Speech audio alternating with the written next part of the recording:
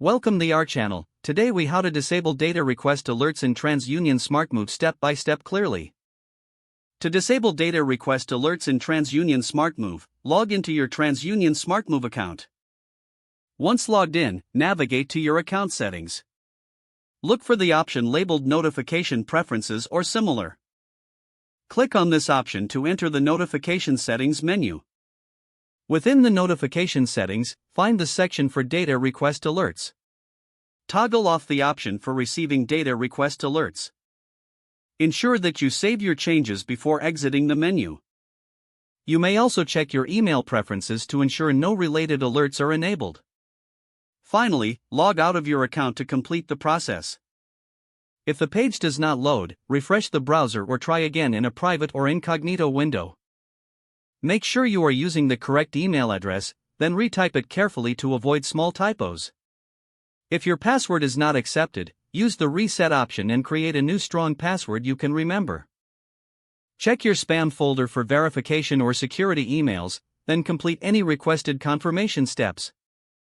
Enable two-factor authentication if available to improve account security and reduce unauthorized access risk.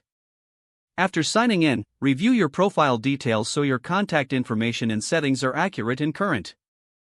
If you see an error message, note it down and try again after restarting your device and internet connection. Log out when you finish, especially on shared devices, to keep your account and payment information secure.